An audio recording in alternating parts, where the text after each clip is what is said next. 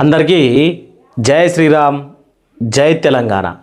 తెలంగాణ రైతాంగానికి వానాకాలం విడత రైతు భరోసా మొత్తానికి విడుదల కాబోతూ ఉన్నది.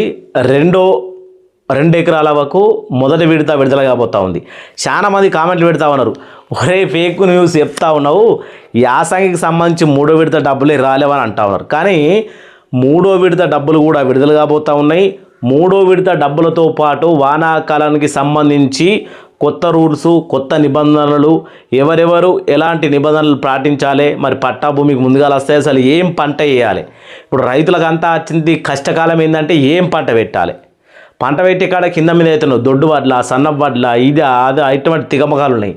అట్లనే మనకు eKYC, bank to Aadhaar link, రైతు ఐడి ఇట్లాంటి ఆనాకాలం కొత్త నిబంధనలతో ఈ అప్డేట్ అయితే రావడం జరిగింది.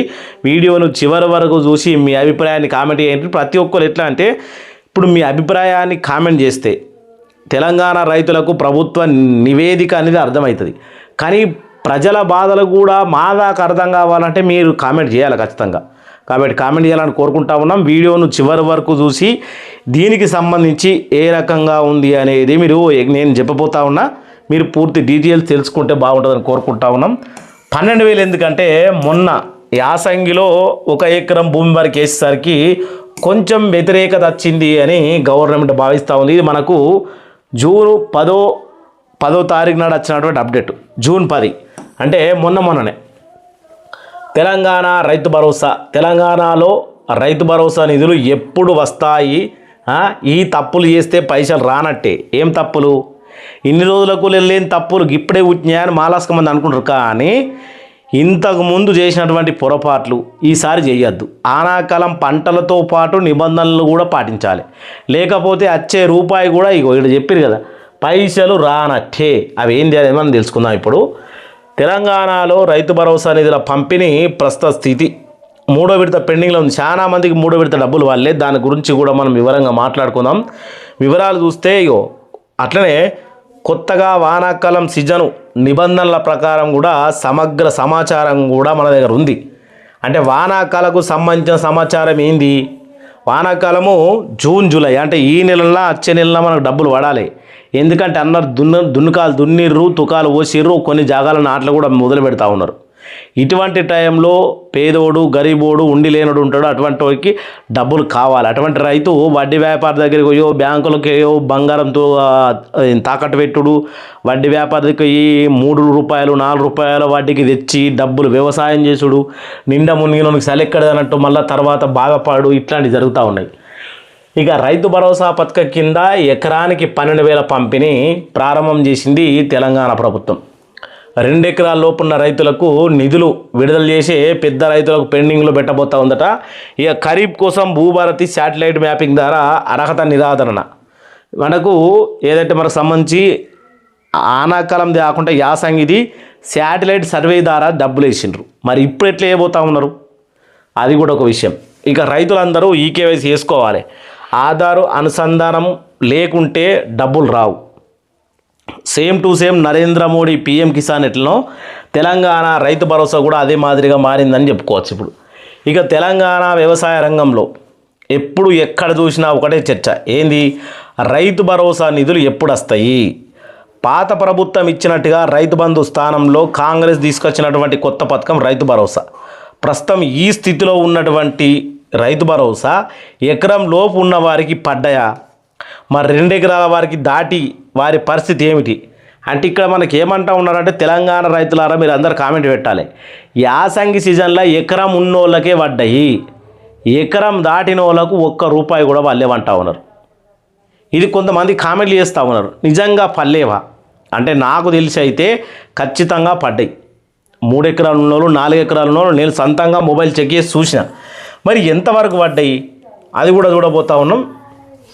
ఇక్కడ తెలంగాణలో కాంగ్రెస్ ప్రభుత్వం పగ్గాలు చేపట్టిన తర్వాత గతంలో ఉన్నటువంటి రైతు బంధు పథకానికి రైతు భరోసాగా మార్చింది. కేవలం పేరు మార్చడమే కాకుండా పెట్టుబడి సహాయాన్ని కూడా పెంచింది. ఏటా 12,000 అందించాలని ప్రభుత్వం నిర్ణయించింది.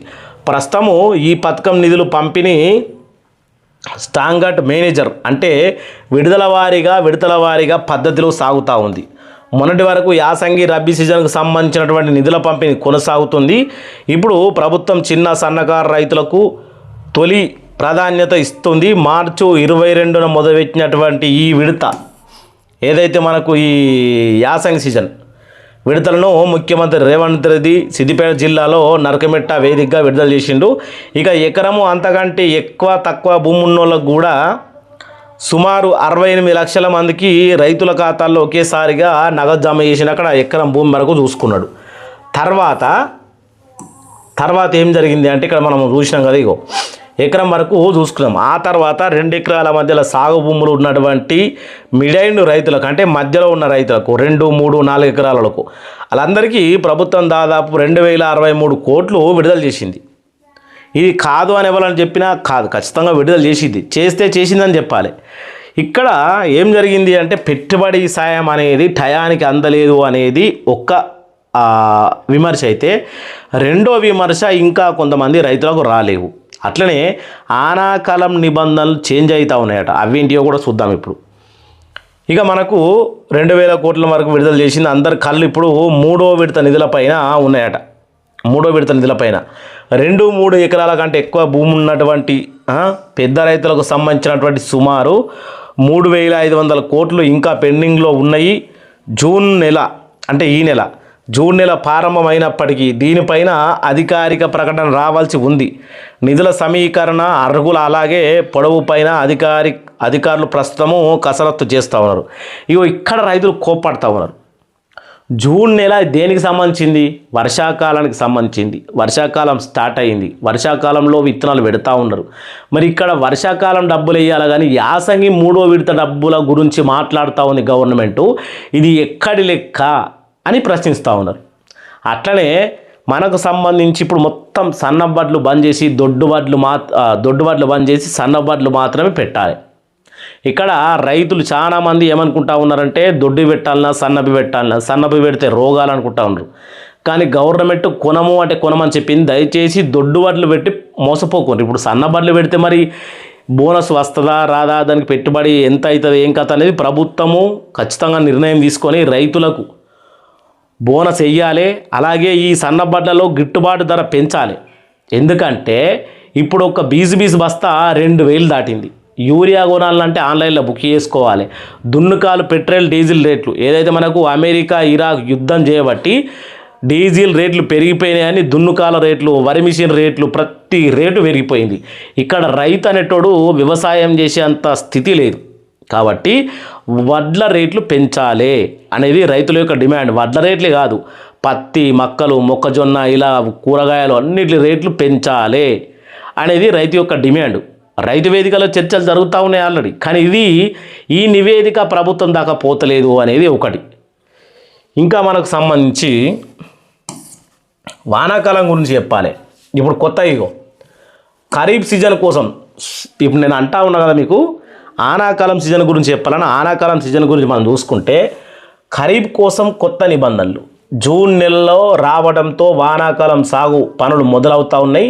అయితే ఈసారి ప్రభుత్వం నిబంధనల పంపిణీలో మరింత పారదర్శకత కొనసాగుతూ ఉంది. కొన్ని నిర్ణయాలు తీసుకుంటా ఉంది. గతంలో సాగు చేయని భూములకు రియల్ ఎస్టేట్ వెంచర్లకు కూడా పెట్టుబడి సాయం అందించింది అని విమర్శలు ఉన్నాయి. కాబట్టి దీనికి అరికట్టేందుకు ప్రభుత్వము భూభారతి అనే వెరిఫికేషన్ శాటిలైట్ మ్యాపింగ్ కూడా ప్రక్రియను ప్రవేశపెట్టాలని యోచిస్తూ ఉంది. అంటే శాటిలైట్ మ్యాపింగ్ ద్వారా మీ భూమి పంట సాగవుతుందా లేదా అనే పరిశీలన కేవలం సాగులో ఉన్నటువంటి భూములకే నిధులు ఇస్తారు. అంటే డబ్బులు అనేటి రైతు భరోసా అనేది సాగులో ఉన్న భూములకి, రాళ్లకు, రప్పలకు, శ్మశానాలకు, వెంచర్లకు, దీనికి దానికి అవికి రావు. అది మనం గుర్తుపెట్టుకోవాలి. రైతులు చేయవలసిన పనులు, మీరు రైతు భరోసా సహాయం పొందాలంటే 2 పనులు ఖచ్చితంగా చేయాలన్నట్టు. అదేంటంటే మన బ్యాంకు ఖాతాకు ఆధార్ కార్డు లింకు చేయాలి. నేను మరీ చెప్తున్నా, ఇది మీరు ఖచ్చితంగా పాటించాల్సిన పని. మన యొక్క బ్యాంక్ ఖాతాకు ఆధార్ కార్డు లింక్ చేయాలి. అట్లనే ఈకేవైసీ చేయాలి. బ్యాంకు ఖాతాకు ఆధార్ కార్డు ఖచ్చితంగా లింక్ అయి ఉండాలి. ఈకేవైసీ చేయాలి. ఇది చాలామంది అనుకుంటా ఉన్నాను, అన్న ఇది మన నరేంద్ర మోడీ స్కీమ్కే ఉంది కదా, మరి మనకెట్లా అని అంటే లేదు. నరేంద్ర మోడీ స్కీమ్ ప్రధానమంత్రి ఏదైతే పిఎం కిసాన్ యోజనకు ఉందో సేమ్ టు సేమ్ అదే నిబంధనలు ఇప్పుడు ప్రతి రాష్ట్రము పాటిస్తూ ఉంది. ఇప్పుడు ఒక్క మన తెలంగాణనే కాదు ఆంధ్రప్రదేశ్, మహారాష్ట్ర, ఇప్పుడు మనకు పక్కన ఉన్న తమిళనాడు, కేరళ ఇలా చూసుకుంటే మనకు చాలా అన్ని ఏదైతే వ్యవసాయ రంగంలో ముందులో ఉన్నటువంటి ప్రతి రాష్ట్రానికి eKYC first, bank to Aadhaar link second. ఈ రెండు చేయకపోతే నెక్స్ట్ పెన్షన్లు కూడా అంటే రావు అనేది కూడా వినబడతా ఉంది. ఇవి మనం చేయవలసినటువంటి పనులు. ఇంకా మనం చూసుకుంటే లాస్ట్ ఇది రైతులు చేయవలసిన ముఖ్యమైన పనులు మనం చూసాం. బ్యాంకు టు ఆధార్ లింక్ ఇవన్నీ మనం చూసాం కదా. ఇక్కడ ఇంకోటి, మీ స్టేటస్ ఎలా చెక్ చేసుకోవాలి. ఇప్పుడు చాలామందికి ఎట్లా అంటే నాకు రైతు భరోసా వస్తలేదు. ఎందుకు వస్తలేదు? ఈకేవైసీ వలన, లేకపోతే బ్యాంకు టు ఆధార్ లింక్ వలన, లేకపోతే నా ల్యాండ్ కరెక్ట్గా చూపిస్తలేదా అనేది మనం తెలుసుకోవాలి.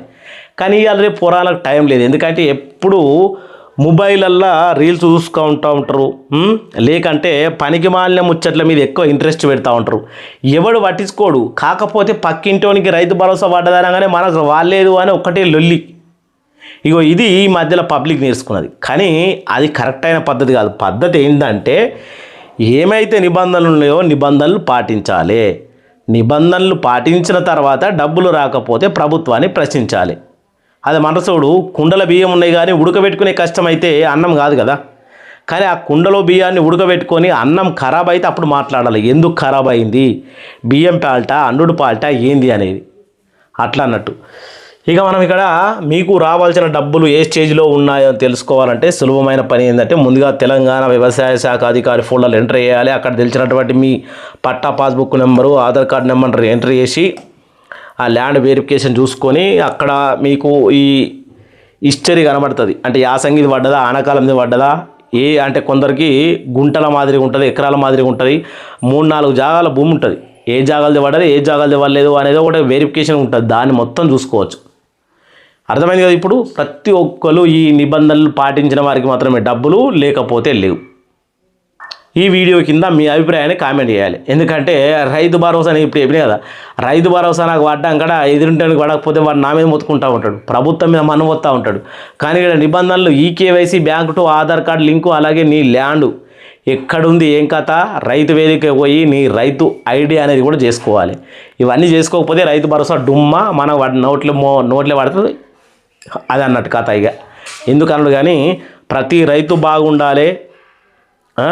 రైతు బాగుంటేనే రాజ్యం బాగుంటుంది. ప్రభుత్వం కూడా అది కోరుకుంటా ఉన్నా. అందరికీ జై శ్రీరామ్, జై హిందూ, జై తెలంగాణ.